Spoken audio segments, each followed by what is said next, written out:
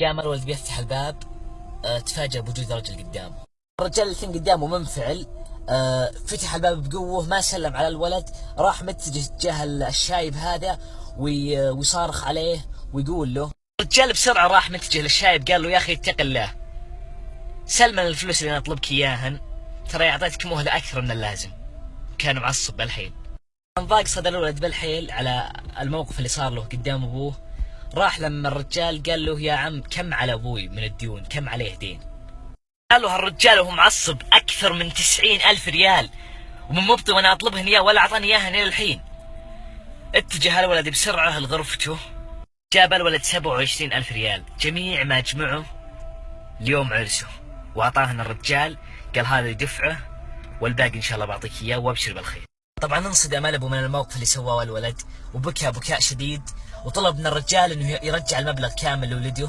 رفض الولد وقال اي دين لابوي انا بسدده. الولد لابوه وحب راسه وقال له يبقى قدرك اكبر من كذا، واي دين عليك بسدده انا. التفت الابو على ولده وقال له الله يوفقك ويسدد اخطاك.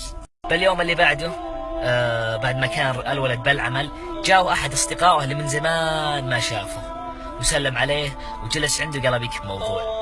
باختصار السالفة اني جاي بسلم عليك واقول لك اني جلست امس مع احد رجال الاعمال، وقال لي انه ابي واحد يشتغل عندي، يكون امين، يكون صادق وامين، وصراحة ما شفت هالصفات الا بك انت، فقدم استقالتك الحين وانا راح اضمن لك وظيفة، وخل نروح لما الرجال هذا ونشوف شو وضعه. طبعا تفاجأ الشاب بالموضوع، تذكر كلام ابوه يوم يقول له الله يوفقك ويسدد اخطاك. راح مع الرجل الاعمال هذا بيناظر وش السالفة. يوم صار بالليل، جلس الشاب هذا مع رجل الأعمال، ارتاح له رجل الأعمال بالحين، وسأله عن أخباره وش علومه وكم راتبك الحين. جاوب محمد 4,900 ريال. قال له رجل الأعمال إذ راح الحين وقدم استقالتك وتعال من بكرة وراح أعطيك راتب 15,000 ريال. قال له رجل الأعمال راتبك راح يكون 15,000 ريال ومقدم راتبين ولك 5% من أرباح الشركة.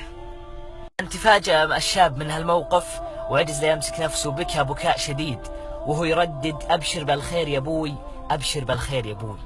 تفاجأ رجل الأعمال من بكاء الشاب وقال له وش اللي يبكيك؟ فقال له السالفة اللي صارت لهم قبل يومين، وقال له إن أبوي عليه ديون. ما سمع رجل الأعمال جميع ما حصل، أمر بتسديد جميع ديون والد هذا الشاب، وهذه ثمرة بر الوالد.